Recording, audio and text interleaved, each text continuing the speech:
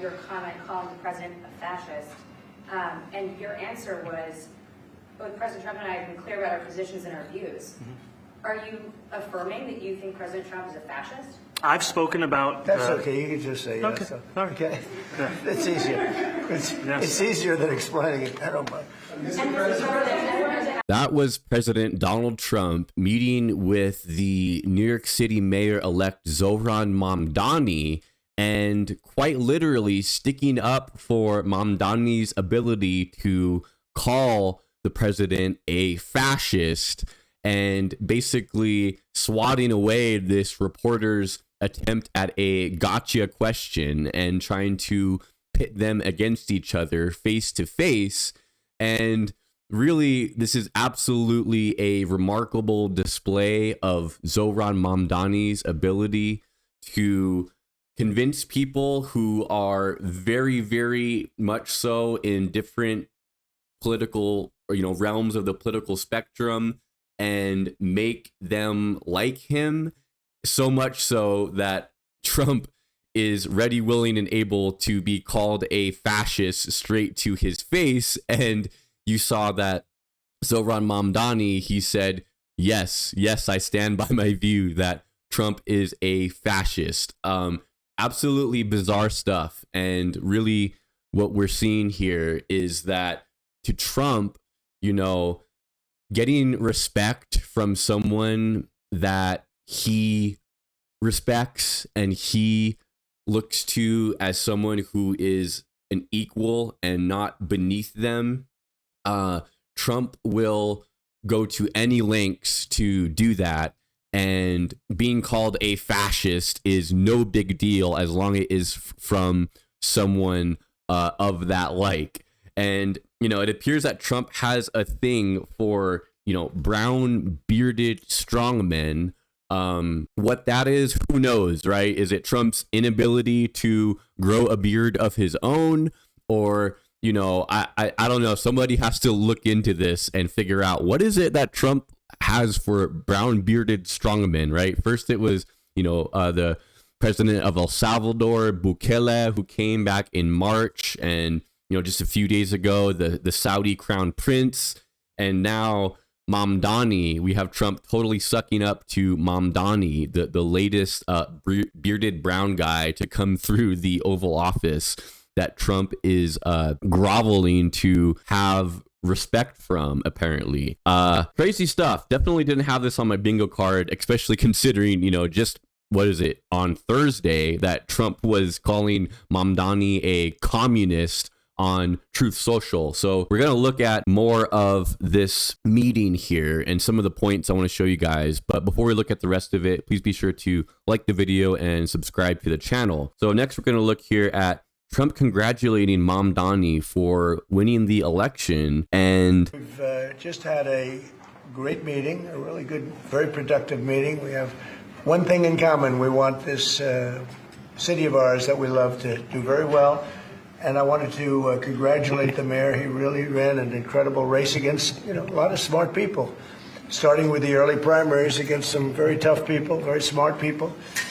And he beat them easily. And I congratulated him.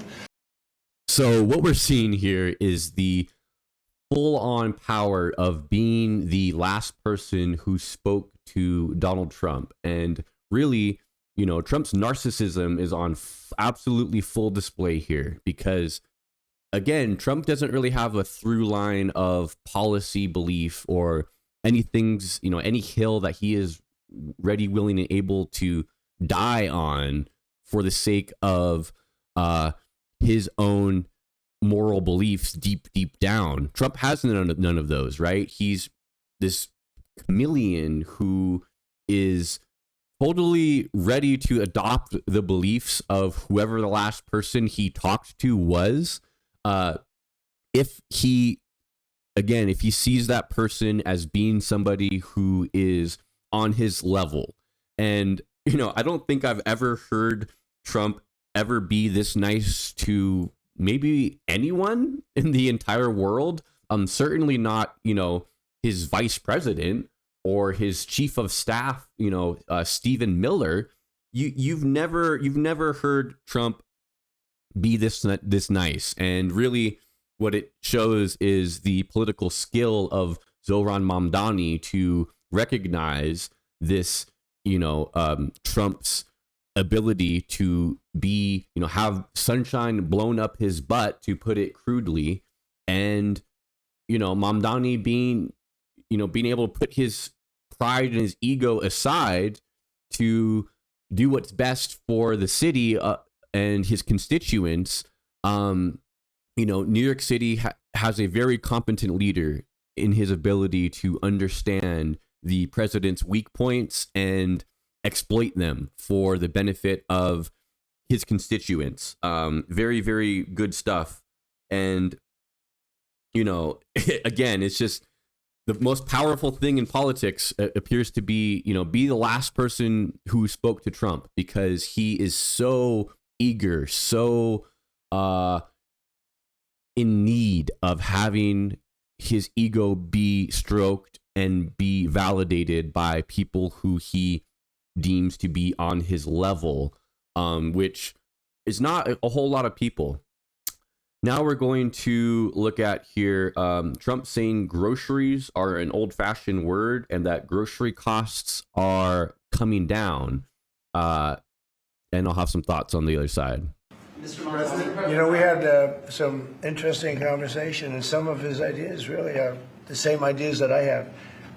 But a big thing on cost, the new word is affordability.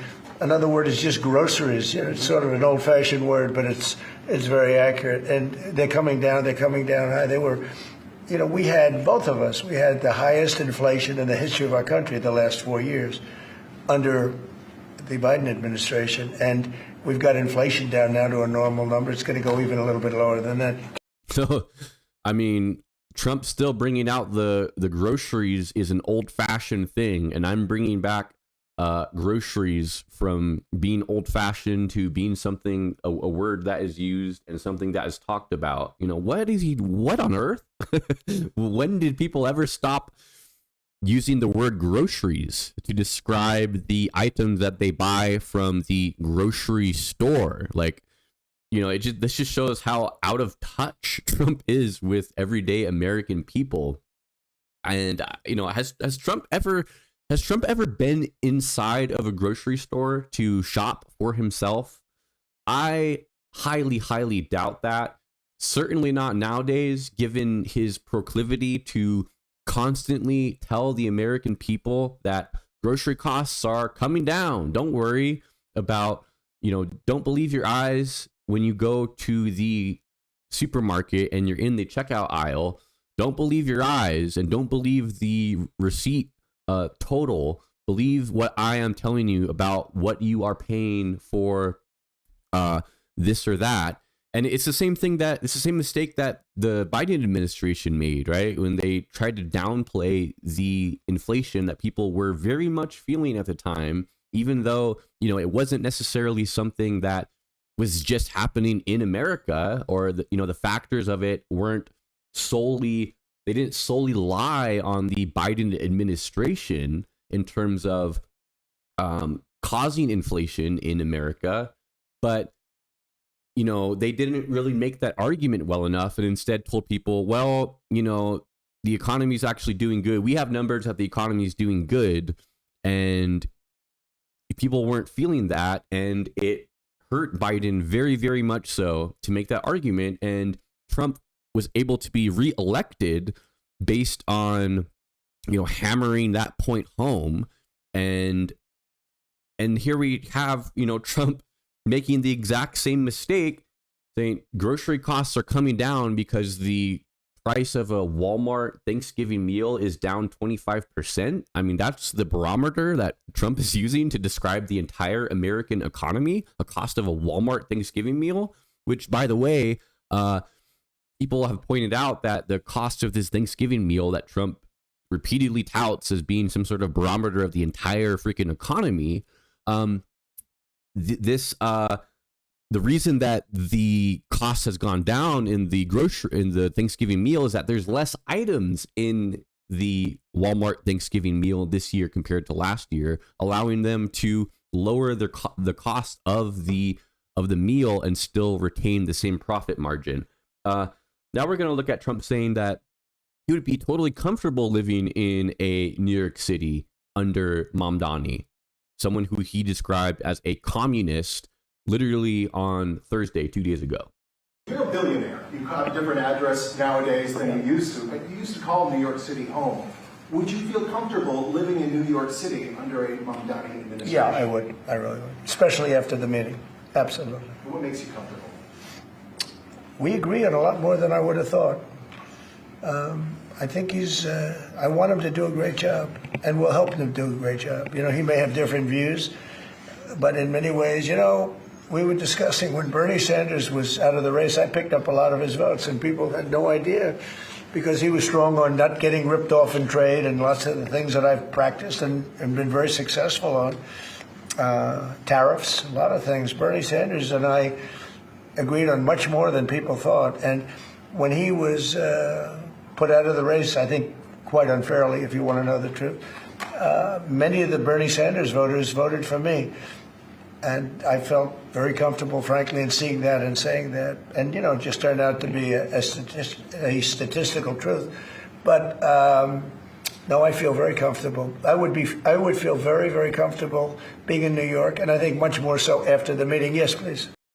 So again, you can tell this reporter is a conservative reporter searching for a gotcha moment and pitting these two against each other. And Trump simply will not go for it because, again, Mamdani was able to hold his own enough in this meeting and was able to use his political savvy and his instinct and his skill to get on Trump's good side, and Trump won't go for it. He won't say, yeah, I wouldn't want to live in New York City, saying he would very much so not mind living in New York City under Mamdani, and that they agree on a lot. I mean, just a crazy display of Mamdani's political skill here. And, he even starts glazing Bernie Sanders, who again, I believe that Trump respects Bernie Sanders deep down. He sees Bernie Sanders as being somebody who is his peer, right? He's somebody who is a political outsider. He didn't have the establishment behind him when he ran for president, and he was able to take the establishment to task and able to put their feet to the fire by being somebody who is able to garner massive crowds and whip them into a frenzy with his political skill. And I think that that's something that Trump respects deep down in a figure like Mamdani, but also in somebody like Bernie Sanders, which is why, his brain, it's like his brain starts going to all these different people that he thinks of in the same way as Mamdani. And lo and behold, we have Trump here, singing the praises of Bernie Sanders in November of 2025. It really shows how much Trump likes people who are not pushovers and will stand their ground while simultaneously having the political savvy to stroke Trump's ego just enough. Now we're going to look at Mamdani being asked, or Trump being asked, if Mamdani is the true leader of the Democratic Party, and I'll have some thoughts on the other side. Mr. President, do you view the mayor-elect as the true leader of the Democrat Party? And do you think Leader Schumer's and Leader Jeffries, have to follow his lead? Well, look, I hope they have great leaders. This is a man that right now I think is focused on New York City. I really think he has a chance to do a great job. We're going to help him, but I really think he has a chance to do a great job. But I'll let you answer that. You consider yourself the leader of the Democrats. I think it's more appropriate for him. I consider myself the next mayor of New York City, and I keep my horizons firmly on New York City. And I appreciate the meeting with the president, which focused again on the 5 boroughs and whether New Yorkers could afford to live there. By the way, being the mayor of New York City is a big deal. Absolutely. I always said, one of the things I would love to be someday is the mayor of New York City. Being the mayor of New York, and especially now, because I think you're at really a turning point, one way or the other. It could go great, or it can go in a different direction. And I think you really have a chance to make it great. I appreciate Mr. President, you say you love New York City. Mr. Mamdani, does New York City love President Trump? New York City loves a future that is affordable. And I can tell you that there were more New Yorkers who voted for President Trump in the most recent presidential election because of that focus on cost of living. And I'm looking forward to working together to deliver on that affordability agenda. I got a lot of votes. So there you have it. I mean, Trump kind of defers to Mamdani there, asks him, do you think you're the leader of the Democratic Party? And Mamdani very smartly, very wisely brings up this issue of affordability, and really hitting the making his point that he is not looking to create this national profile for himself, and he's very focused on the people of New York City. And Mamdani here off to a good start, saying all the right things, and really seems locked in on his constituents, which is a good thing to see. And you got Trump here saying being the mayor of New York City is a big deal. I wouldn't mind being mayor of New York City. It's like, dude, you're president of the United States of America. That's a much bigger deal than just being mayor of New York City. But the media again tries to get Mamdani to attack Trump by saying, does New York City love Trump? And Mamdani, once again, staying very much so on message, able to drill it home that he is really just looking to make New York City a better place to live and a more affordable place to live. And if I was somebody who was, on the fence about Mamdani, or even, an Andrew Cuomo voter or a Curtis Sliwa voter, and I saw this, I would be impressed and very heartened by Mamdani's ability to, practically shoot the shit here with the president of the United States. A guy who he, very much so probably doesn't have any, loving, lovey-dovey feelings for deep down. But still, you have Mamdani's political ability on full display here.